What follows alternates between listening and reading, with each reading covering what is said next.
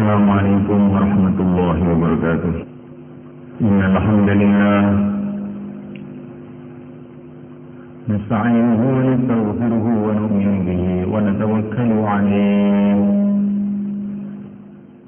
ونعوذ به من شرور أنفسنا من سيئات أعمالنا. من يهديه الله فلا مضل له ومن يضلل فلا هادي له. أشهد أن لا إله إلا الله وحده لا شريك له وأشهد أن سيدنا ومولانا حبيبنا محمدا عبده ورسوله. اللهم صل وسلم وبارك عليه وعلى آله وأصحابه والتابعين لهم إلى يوم القيامة. أما بعد، فقد قال في كتابه الكريم: إن الذين قالوا ربنا الله ثم استقاموا تتنزل عليهم الملائكة ألا تخافوا ولا تحزنوا وأبشروا بالجنة التي كنتم توعدون. نحن أولياؤكم في الحياة الدنيا وفي الآخرة ولكم فيها ما تشتهي أنفسكم ولكم فيها ما تدعون نزلا من غفور رحيم. ومن أحسن قولا ممن دعا إلى الله وعمل صالحا وقال إنني من المسلمين. ولا تستوي الحسنة ولا السيئة ادفع بالتي هي أحسن فإذا الذي بينك وبينه عداوة كأنه ولي حميم. وما يلقاها إلا الذين صبروا وما يلقاها إلا ذو حظ عظيم. Ada yang dimuliakan Allah Subhanahu wa taala, perlu kita sadari, kita renungi, kita rasakan bahwasanya kita ini di dunia ini tidaklah lama. Siapa saja yang di dunia ini perlu dia tahu di dunia ini tidak lama. Tapi kadang-kadang perasaan manusia ini di dunia ini lama sekali.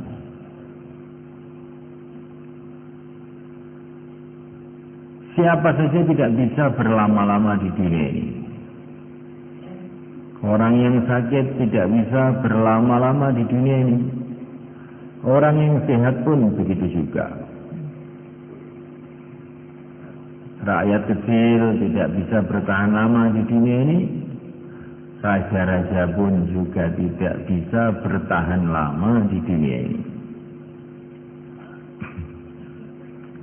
Orang miskin tidak bisa bertahan lama di dunia ini. Orang yang paling kaya pun juga tidak bisa bertahan lama di dunia ini. Orang-orang jahat tidak bisa bertahan di dunia ini. Begitu juga orang suci yang paling baik pun juga tidak bisa lama di dunia ini. Kenapa? Kenapa demikian? Karena memang sudah ketentuan Allah, manusia ini tidak akan bisa berlama-lama di dunia ini.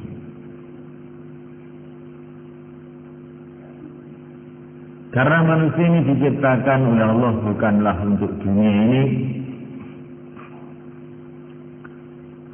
Allah Subhanahu wa taala menciptakan manusia ini adalah untuk negeri akhirat yang selama-lamanya.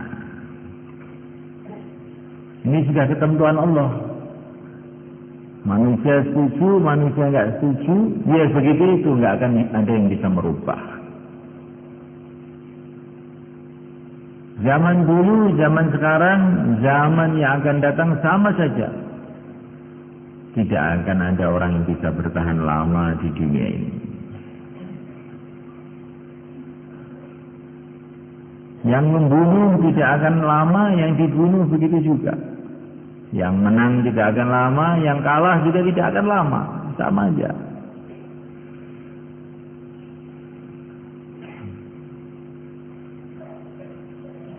Maka dikatakan oleh pencipta dunia ini, Allah Subhanahu wa taala, "Wa mal hayatud dunya illa mata'ul ghurur." Tidaklah kehidupan dunia ini kecuali kehidupan yang menipu belaka.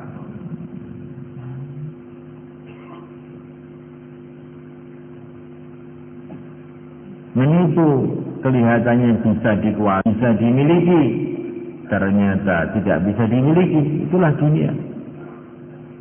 Kelihatannya bisa dibanggakan, tapi sebetulnya tidak bisa dibanggakan. Orang sehat, muda, kotot, dilihat juga menyenangkan, mempesona. Dia tidak akan bisa lama, akan kehilangan semuanya itu. Jadi tua, sakit-sakitan, batuk-batuk, kemudian mati. Seorang kaya raya, seorang raja, kelihatannya seperti gagah. Tidak lama kemudian, maka kemudian dia hilang kegagahannya. Kemudian mati. Maka seorang ulama datang ke istana seorang raja. Maka ulama tadi tanya kepada seorang raja, "Tuan Raja, kapan hotel ini dibangun?" katanya. Maka raja itu mengatakan, "Pak Kiai, ini bukan hotel." "Nggak apa? Ini istana." "Oh, begitu. Bedanya istana dengan hotel itu apa toh, Tuan Raja?" "Kalau hotel itu penduduknya, penghuninya itu ganti-ganti. Kalau istana itu tidak ganti-ganti, permanen." "Oh, begitu. Saya mau tanya Tuan Raja, sebelum Tuan Raja duduk di singgasana raja ini, siapa yang tinggal di istana ini?" "Ya, ayah saya." "Oh. Sebelum ayah Tuan siapa?" "Ya, mbah saya." "Terus mereka kok tidak ada di sini?" "Ya, sudah mati." "Oh, berarti ganti-ganti juga ya." "Berarti ini hotel juga Tuan Raja." "Oh, ini hotel Tuan Raja." Masuk penghuni beberapa hari, beberapa tahun, kemudian ganti lagi. Dulu ulama-ulama zaman dulu itu begitu mulai kan, kalau datang ke raja-raja itu menasihati raja.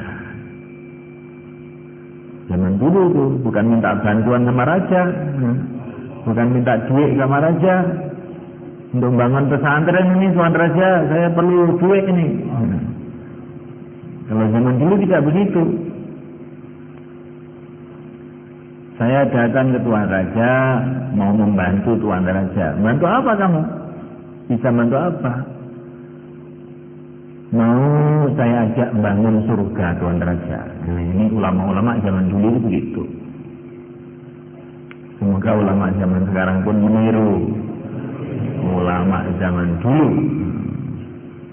Nah, akhirnya raja-raja itu jadi murid-muridnya para ulama zaman dulu itu. Jadi muridnya para ulama.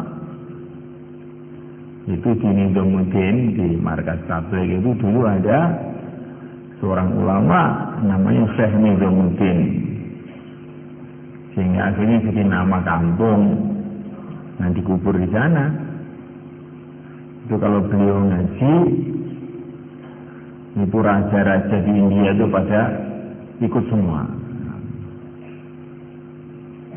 Satu hari ada seorang raja datang. Nah, waktu ngaji ini kakinya itu dihulurkan begitu. Maka ditegur sama Syekh Nuruddin, Tuan Raja, kalau ngaji jangan begitu. Pakai adab ini, bukan dengan saya.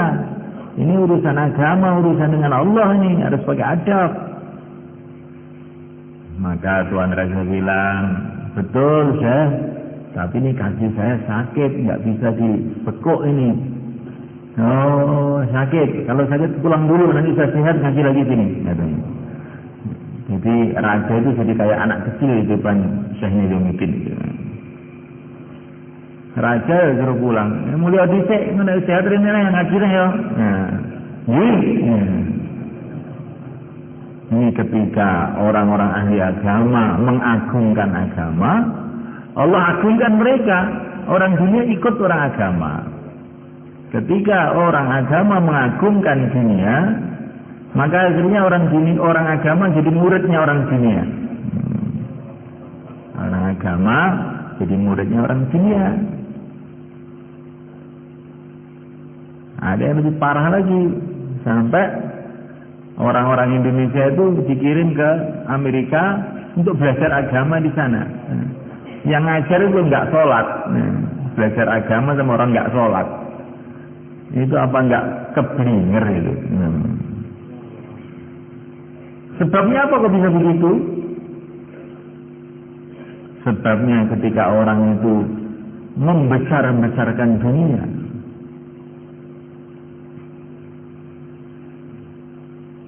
maka orang-orang seperti itu tidak akan mendatangkan kemajuan dalam agama.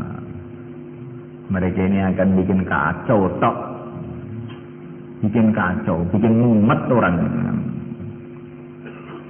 Nah ke Amerika kok belajar agama? Agama apa ini? La haula wala quwata illa billah. Memulakan Allah Ta'ala,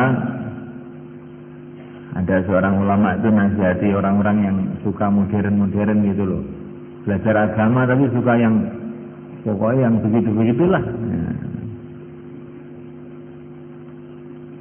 Itu nasihati, kamu itu loh, setelah kamu pinter itu membawa kemajuan agama apa? Di Jawa ini majunya agama itu zaman Wali Songo aja loh. Ketika orang nggak pernah sekolah, nggak ngerti tulisan Latin, itu malah maju agama. Dalam beberapa tahun raja-raja rakyat semua masuk Islam. Setelah kamu belajar agama itu loh, malah kamu sendiri kelihatannya juga jarang ke masjid, itu maju apa itu? Maju mundur. Bukan maju mundur. Jadi kemalaikan Allah SWT, panjang negeri akhirat, maka akan tampak dunia ini kecil, tidak ada apa-apanya. Panjang negeri akhirat akan kita lihat bahwa dunia ini dengan teknologinya, dengan harta bendanya, dengan pangkat-pangkatnya, dengan semua kehebatannya itu jadi tidak berharga sama sekali kalau kita pandang negeri akhirat. Tapi kalau kita tidak mandang negeri akhirat, sepertinya dunia ini kayak besar sekali. Lihat dunia ini dari akhirat, nanti kecil gitu. Kalau tidak percaya, kamu naik pesawat terbang. Nah, naik itu bumi ini kelihatan kecil itu, rumah-rumah tinggal satu kerikil. Naik lagi sudah nggak kelihatan. Itu baru naik pesawat terbang yang kira-kira 10 km dari bumi. Itu sudah bumi itu kecil. Rumah-rumah kecil, apalagi mobil kecil kayak korek api. Kayak semut, mobil itu kayak semut dari pesawat terbang itu. Padahal baru menjauh kira-kira 10 km dari bumi. Ini bulan Rajab, bulan Isra Mi'raj. Bumi ini dilihat dari pesawat terbang aja sudah kecil. Nah, kalau dilihat dari langit kira-kira seberapa itu bumi itu? Oh, kecil, sangat kecil. Kalau dilihat dari langit yang kedua, lebih kecil lagi. Kalau dilihat dari langit yang ketujuh, Sidratul Muntaha, atasnya langit yang ketujuh, bumi itu tampak seberapa kira-kira? Indah Jannatul Ma'wa, dekat Sidratul Muntaha itu di sana surga. Kalau dunia ini dilihat dari surga, kira-kira kayak apa kecilnya? Itu dunia namanya. Kemudian raja-raja dunia ini kalau dilihat dari surga, kira-kira besarnya berapa? Tak tengu ngeri tengu. Tengu itu kecil, yang kecil itu sama dilihat itu susah. Raja-raja Amerika kelihatannya besar, Cina kelihatannya besar. Itu kalau kamu lihat dari bawah. Coba kamu lihat dari Sidratul Muntaha, seperti ketika Rasulullah Mi'raj. Loh, saya nggak bisa ke sana. Ya, kamu bayangkan kamu ke sana, menembus 7 petala langit. Indah Jannatul Ma'wa, di dekat Sidratul Muntaha itu ada surga. Kemarin kamu lihat ke sana, seberapa besarnya negara Cina? Seberapa besarnya Indonesia? Seberapa besarnya Magetan? Oh, kecil. Seberapa besarnya Temboro? Seberapa besarnya raja-raja? Seperti debu kalau dilihat dari sana. Nah, kita ini usaha mau ke sana.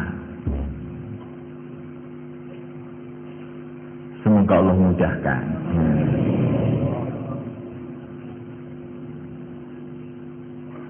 Nanti kalau kita sudah sampai di sana, maka kita ini akan tercengang-cengang, melongo. Masya Allah, dunia ini tidak curi gak ini regani.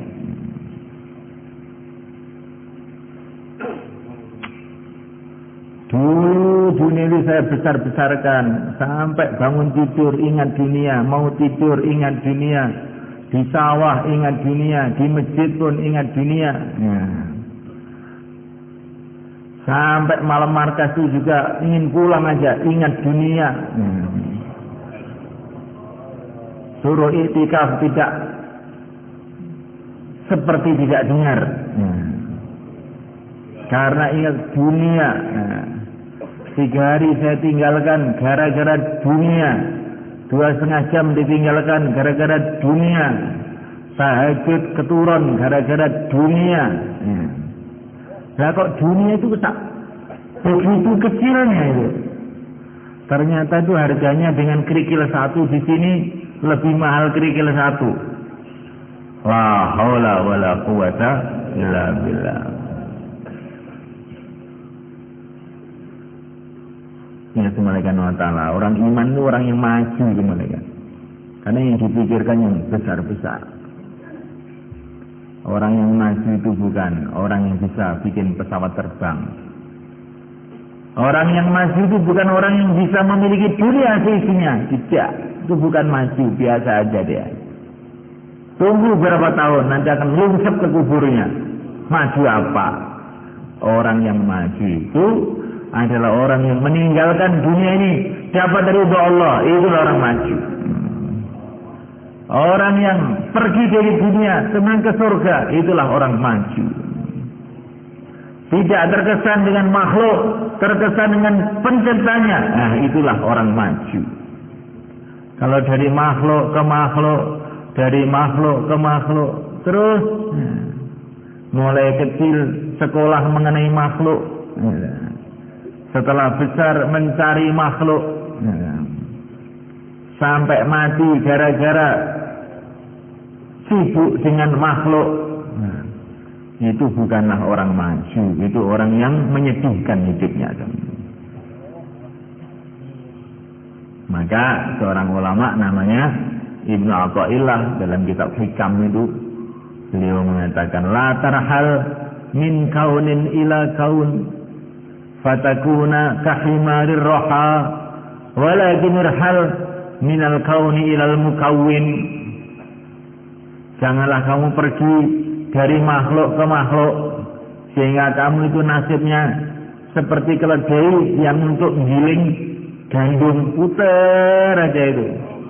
Zaman dulu kan ada itu gilingan tebu pakai sapi itu, dia muter aja, jalan sepagi penuh, sesore penuh, tapi nggak pindah-pindah, puter aja. Nah, janganlah kamu pergi dari makhluk ke makhluk sehingga kamu seperti sapi gilingan gula. Walakin rahal min kaunin ila mukawwin, tapi pergilah kamu dari makhluk menuju pencipta, dari dunia menuju akhirat, baru kamu maju.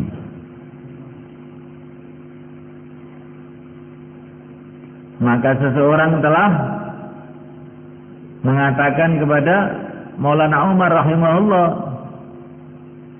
zaman tahun 60-an dulu, dia mengatakan, Maulana, sekarang orang Amerika sudah bisa naik ke bulan. Tadi orang bilang begitu.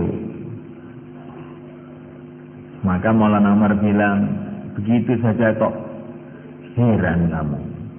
Bumi makhluk Allah, bulan makhluk Allah. Mereka ini cuma pindah dari makhluk kepada makhluk, tidak ada kemajuan apa-apa. Yang ada kemajuan itu kalau kamu dari makhluk menuju Allah, itu ada kemajuan. Lebih baik kamu naik ke masjid daripada naik ke bulan. Tapi nggak apa-apalah, kalau memang benar orang Amerika bisa naik ke bulan, insya Allah akan saya kirim jamaah ke bulan juga. Kata Maulana Umar itu. Dan ternyata setelah beberapa tahun orang Amerika itu loh, ya sekarang ini saya waktu keluar di Singapura itu ada pengumuman orang-orang Amerika di koran sana itu bahwa orang-orang Amerika pun tidak percaya kalau orang Amerika naik ke bulan. Ternyata bohong saja. Yang tidak percaya itu orang Amerika, bukan saya. Saya lebih tidak percaya lagi, sudah jelas itu. Ya, orang Amerika, ya, sama-sama orang Amerikanya demonstrasi di Amerika sana, nggak percaya. Itu rekayasa NASA saja. Cuman pergi ke sana, pergi ke laut, ke pinggir laut itu foto, katanya pergi ke bulan, ngomong kosong. Nah, akhirnya orang NASA yang bagian bikin film itu, film ke bulan itu, ngamuk-ngamuk, oh tidak, betul. Ada kalau betul, ayo naik lagi. Nah, pesawatnya rusak. Pesawatnya rusak, hilang. Alah, beli kok tidak macam-macam. Cenderung gagah remajan. Teko Maulana Umar, alah orang gagah dari makhluk ke makhluk aja gagah apa?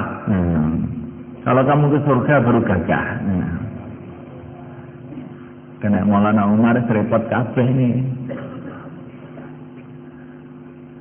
Tapi kita nanti di akhirat kita akan berpikir begitu juga, sama. Kalau di dunia ini ya perasaan kita ini kayak hebat itu, tapi nanti sampai di sana tidak ada apa-apanya. Betul-betul dunia ini tidak ada apa-apanya. Hanya satu yang menarik di dunia ini, hanya satu tok. Selain itu tidak ada yang menarik. Apa itu? Di dunia bisa amal, di akhirat nggak bisa amal. Ya betul. Yang selain itu nggak menarik. Ini ada kerajaan, ada teknologi, nggak menarik. Karena apa? Di situ ada makhluknya, namanya mati. Setelah ada makhluk yang namanya kematian, nggak ada yang menarik dunia ini. Bagi orang yang berpikir, bagi orang yang tidak berpikir ya tetap menarik saja.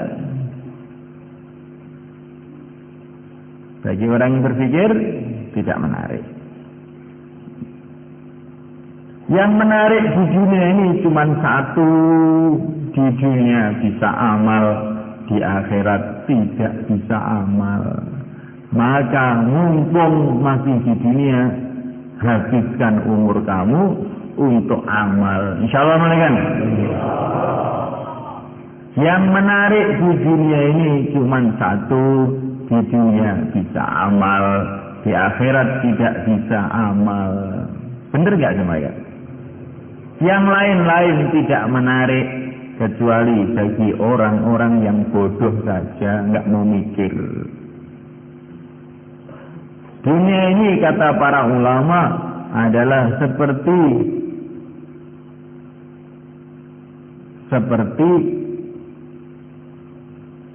perigrowo. Apa perigrowo? Sundel bolong. Apa sundel bolong kuwi ceritane bocah cilik-cilik zaman kuno biyen.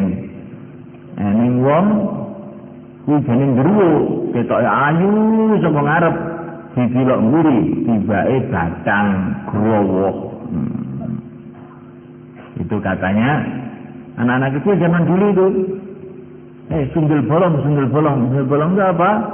Dari depan itu kelihatannya cantik, ternyata di belakang itu growo, bangkai, menakutkan. Itulah dunia. Dunia itu begitu. Dilihat sepintas kayak hebat itu, tapi harus dipikirkan, orang mati, apa sih hebat? Gak gitu hebat. Maka semulaikan Allah Ta'ala,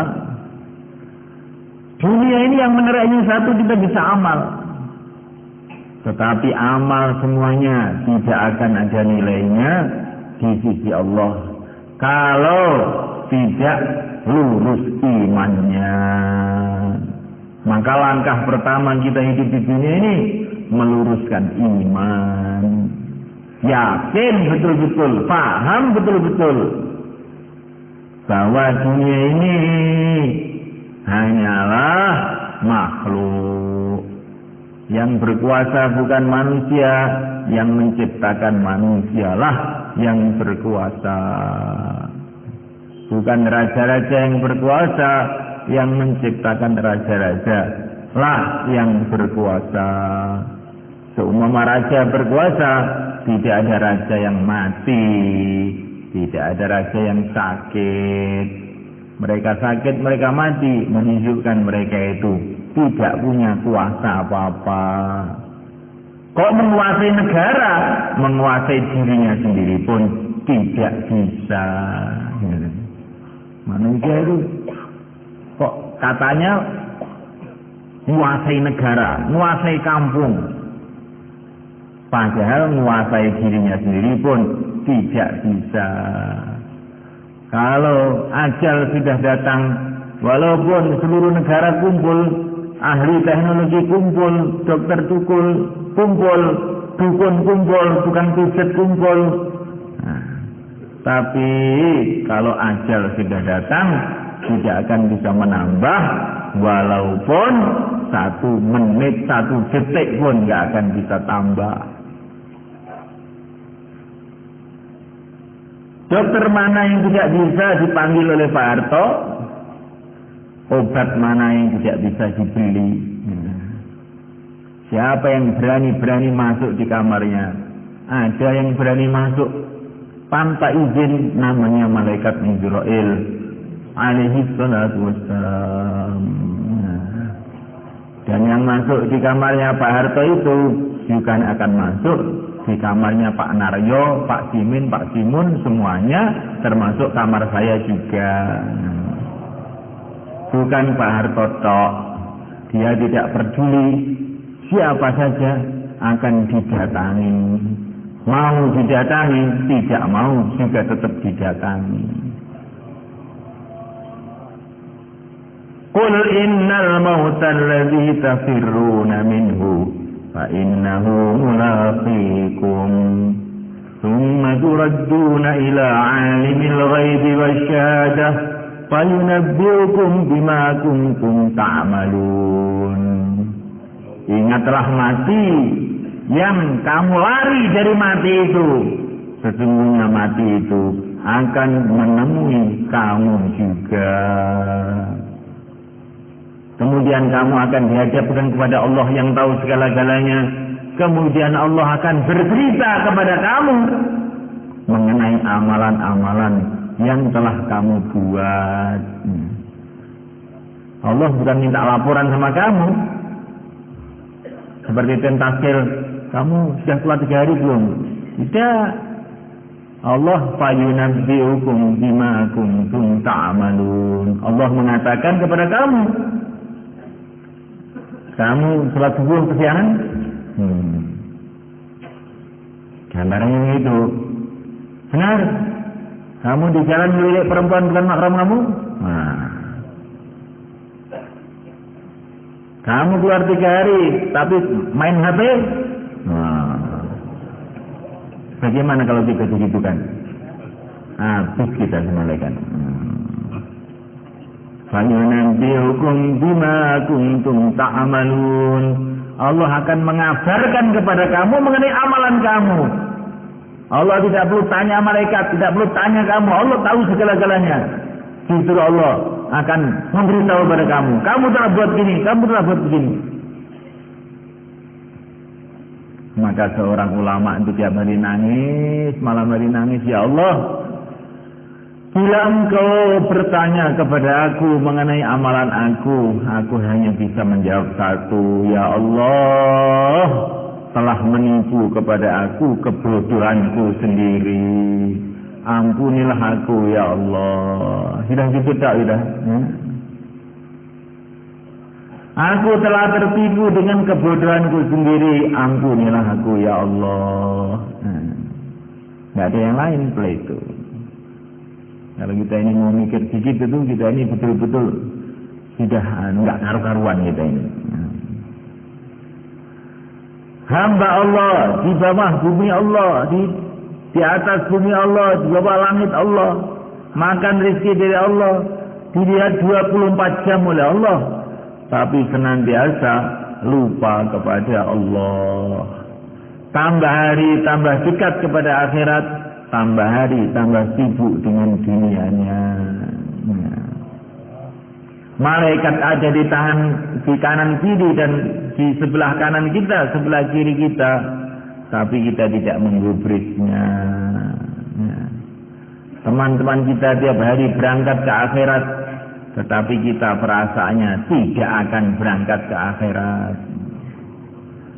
Kalau dikasih tahu bahwa kematian akan datang, perasaannya yang akan mati mbahnya, yang akan mati mertuanya, yang akan mati ibunya, yang akan mati tetangganya. Kalau saya tidak akan mati. Itulah perasaan kita. Kalau dikasih tahu mengenai kehidupan para nabi, para rasul, kehidupan yang suci, maka jawabannya itu kan para nabi, saya bukan nabi. Apakah yang butuh surga hanya para nabi? Kamu tidak butuh surga? Apakah yang hamba Allah hanya para nabi? Kamu bukan hamba Allah? Apa yang akan ke akhirat cuma para nabi? Kamu tidak ke akhirat. Kalau dikasih tahu cerita para sahabat, itu kan para sahabat, saya bukan para sahabat. Saya ini pegawai negeri, saya sibuk. Saya ini pelajar, saya sibuk. Saya ini petani, saya sibuk. Kamu kira para sahabat dulu pengangguran? Para sahabat juga banyak kesibukan, tapi mereka tahu bahwa akhirat lebih sibuk lagi kalau tidak ambil ketegasan untuk amal. Betul kan mereka? Nah, ini bukan bayan, ini cuma ngibul rosok. Nah, dirasa-rasa nih. Nanti kalau dibayani orang kok benernya sendiri. Ini bukan bayan, ini cuma bareng-bareng mikir. Kita ini mau kemana kita ini? Kita ini mau kemana semuanya kan? Kita akan berjalan semuanya menuju titik yang sama. Kita akan menuju akhirat. Tidak ada jalan untuk sukses di akhirat selain mengikuti pencipta akhirat, pencipta dunia, yaitu Allah Subhanahu wa Ta'ala. Dan berita dari pencipta akhirat, pencipta dunia sudah jelas tidak ada jalan menuju ke sana selain jalan yang dilalui oleh yang mulia baginda Muhammad sallallahu alaihi wasallam. Tidak bisa kita ini mengikuti Nabi secara benar sungguh-sungguh kecuali kalau kita yang buat suasana kehidupan Nabi, perjuangan Nabi, amalan Nabi. Dan tidak bisa kita ini membuat suasana kehidupan Nabi, amalan Nabi, kecuali kalau kita membuat suasana dakwah. Karena Nabi itu siang dan malam senantiasa dakwah. Kalau kita mau ikut Nabi, tidak dakwah, nggak bisa. Kalau kamu mau ikut petani, ya jadilah petani. Kalau kamu mau ikut petani terus tidak jadi petani, nggak akan bisa. Paling sehari 2 hari tidak betah pergi lagi. Kalau kamu ingin terus kumpul sama pedagang, jadilah kamu pedagang. Kalau tidak, nanti paling kumpul 1 jam 2 jam, kamu akan pergi ke sawah kamu, tidak jadi pedagang lagi. Kalau kamu ingin kumpul sama tentara-tentara, maka jadilah kamu tentara. Maka nanti tiap hari mesti kumpul tentara. Kalau tidak, ya kamu cuman 1 jam 2 jam terus pergi. Kalau kamu mau ingat kumpul Nabi terus-menerus sampai di akhirat, maka buatlah kerja Nabi. Kerja Nabi yang utama adalah dakwah. Yang pertama adalah dakwah. Jawab mereka. Jadi dakwah ini untuk apa? Supaya timbul suasana kehidupan Nabi. Untuk apa itu? Supaya iman kita kuat. Kalau iman kita kuat terus bagaimana? Amalnya lurus. Kalau amalnya lurus bagaimana? Dapat ridho Allah. Mati menjadi seperti hari raya. Hari raya bukan sehari, hari raya selama-lamanya. Mulaikan Allah Ta'ala dakwah ini penting harus mulaikan. Ini sudah pengalaman orang-orang dulu, mulai zaman Nabi, para sahabat, zaman pejuang yang dulu. Kalau dakwah hidup, maka agama akan jadi hidup. Ibadah akan meningkat, ilmu akan meningkat, semuanya akan meningkat. Tapi kalau dakwah hilang, maka semuanya akan merosot. Yang maju cuma satu, yaitu maksiatnya maju. Betul nih mereka. Pokoknya dakwah hilang, agama merosot. Kalau agama merosot, ya kita rugi dunia akhirat. Kalau dakwah hidup, agama akan meningkat. Asalkan dakwah dibuat dengan tertib dan ikhlas. Saya ini sudah dakwah keluar 4 bulan. Kok tidak ada peningkatan hati saya, amalan saya? Mesti kamu 4 bulan tidak tertib. Cuman pergi 4 bulan, tapi amalan 4 bulan tidak dibuat. Kadang-kadang dakwah, kadang-kadang tidak. Kadang-kadang tahajud, kadang-kadang tidak. Kadang-kadang taklim, kadang-kadang tidak. Kalaupun taklim, ngantuk terus. Maka 4 bulan pulang, tidak ada peningkatan. Hatinya tetap gelap, pikirannya tetap dunia. Ya terus bagaimana Pak kalau begitu? Keluar lagi 4 bulan dengan tertib. HP-nya diamanatkan di markas. Atau dibuang di kali juga tidak dosa. Insyaallah kan? Karena HP itu barang mengganggu hubungan kita dengan agama ini, diganggu. Barang itu kalau mengganggu, disingkirkan tidak dosa. Ya kan? Binatang-binatang harus dijaga, tapi kalau binatang mengganggu, nah itu kan. Anjing saja dalam agama tidak boleh diganggu, tapi kalau dia ganggu, nah sudah. Shalom kan? Apa saja yang mengganggu urusan kita dengan Allah, itu harus singkirkan dulu. Bahkan kalau bisa singkirkan terus. bukan dulu, terus. Karena kita tiap hari ingin meningkat zikir kita kepada Allah, ingin meningkat ibadah kita kepada Allah, ingin meningkat dakwah kita. Insyaallah kan? Kelihatannya sudah paham untuk semua ini perlu kurban 4 bulan minimalnya. Paham insyaallah? Itu yang kamu ceritakan itu Pak, perkara-perkara besar. Surga, akhirat, hubungan dengan Allah. Saya tidak paham kok. Cukup 4 bulan, saya betul-betul tidak paham. Nah, maunya kamu bagaimana? Minimal 4 tahun, Pak. 4 tahun. SD saja 6 tahun.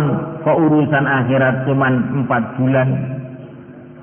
Kalau dibikin 6 tahun begitu, kelihatannya lebih pantas daripada 4 bulan. Wah, berarti kamu pinter kalau begitu. Kalau kamu begitu berarti pinter. Tapi kalau kamu, 4 bulan kok lama sekali, berarti kamu itu kurang pinter. Goblok ya tidak, kurang pinter. Shalom ya. Kalau pinter betul, 4 bulan tidak cukup. Untuk urusan ini 4 tahun. TK aja 6 tahun, ya sudah minimal 6 tahun saja. Ya, itu sudah bagus. Tapi yang diminta sekarang itu 4 bulan bukan 6 tahun. Kalau 4 bulan aja tidak siap, apalagi 6 tahun. Maka yang siap untuk 4 bulan, silakan berdiri ke selatan. Taqabbalallah. Dah. Sekarang saya tidak usah panjang-panjang, keluarnya saja yang panjang-panjang.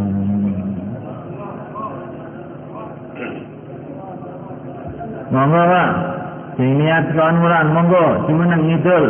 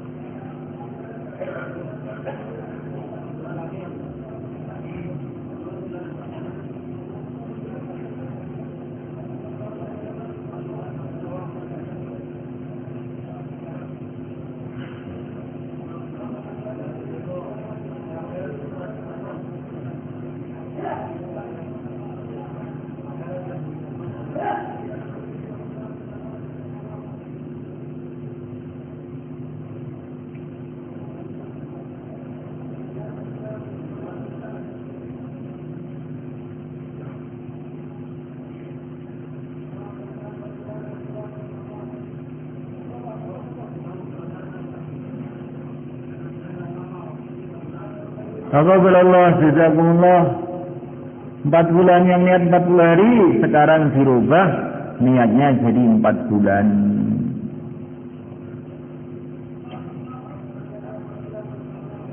Begitu juga yang mau 40 hari, silakan 40 hari. 40 hari, langsung berdiri. 40 hari, 40 hari. Taqabbalallah, monggo. 40 hari, monggo. Bismillah. Masya Allah, sekarang terus dinten, monggo. Masya Allah, monggo. Masya Allah, Masya Allah. Sekarang terus dinten, monggo. Monggo, sepuh-sepuh kami berangkat nih. Sing nem-nem mugi, monggo.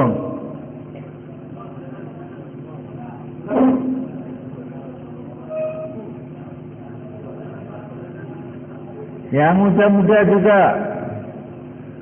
Kita ini datang ke dunia urut. Yang tua dulu, baru yang muda datang.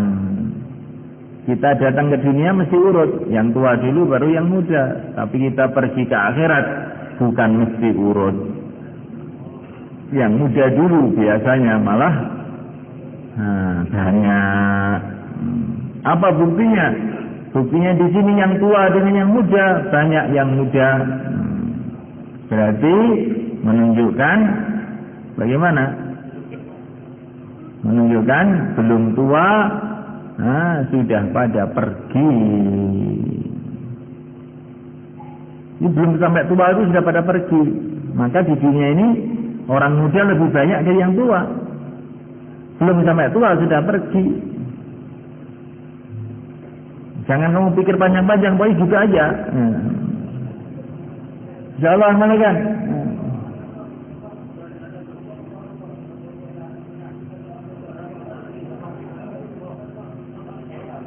Empat puluh hari. Bismillahirrahmanirrahim. Bismillahirrahmanirrahim. 40 hari. Monggo. Nah. Patang dino, tambah masa, sisa masa.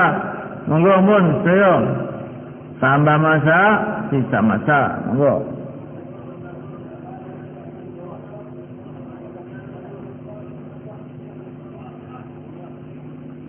Kemudian semalekan di depan kita ini tanggal 13 Juni ada Jur Temboro. Tanggal 22 Juni Istimak Jawa Timur. Maka niatkan semua keluar pada waktu itu. Insyaallah malaikat.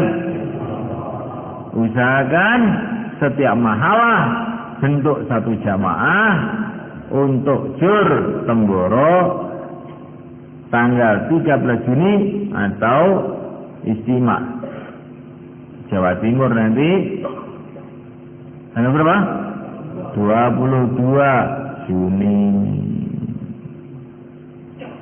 Istimak ini adalah untuk persiapan istimak yang lebih besar, istimak di padang mahsyar. Seluruh manusia, seluruh jin kumpul di sana untuk menerima pengumuman siapa yang berhasil taat pada Allah sehingga masuk surga, dan siapa yang tidak berhasil akan diputusi menurut keputusan Allah. Kalau istimak Indonesia Jawa Timur Temboro, kamu datang dapat pahala, tidak datang juga tidak akan dipentungi, juga tidak. Tapi istimak padang mahsyar semua mesti ikut.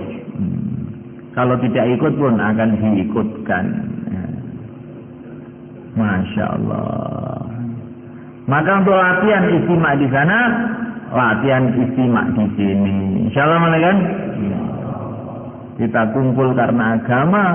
Yadullah ma'al jamaah. Pertolongan Allah kalau kita ini jamaah, bareng-bareng mikirkan agama bareng-bareng. Jangan sendiri-sendiri.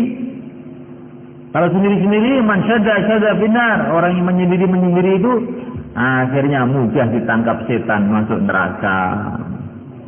Jadi kalau orang itu suka bareng-bareng, yadullah ma'al jamaah, pertolongan Allah bersama jamaah. Insyaallah malaikat. Kemudian untuk persiapan semuanya ini, persiapan istimak kita ini, maka malam ini juga kita etikaf. Insyaallah malaikat.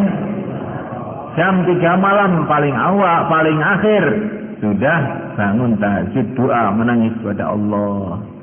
Karena tidak mungkin datang kebaikan apapun tanpa pertolongan Allah. Perlu kita banyak nangis kepada Allah. Kemudian di rumah hidupkan taklim, di masjid hidupkan taklim. Keluar 3 hari diistiqomahkan. Silaturahmi harian 2,5 jam dimulai lagi. Insyaallah malaikat. Kalau amalan rumah kita, amalan masjid kita hidupkan, insyaallah nanti keluar jadi mudah.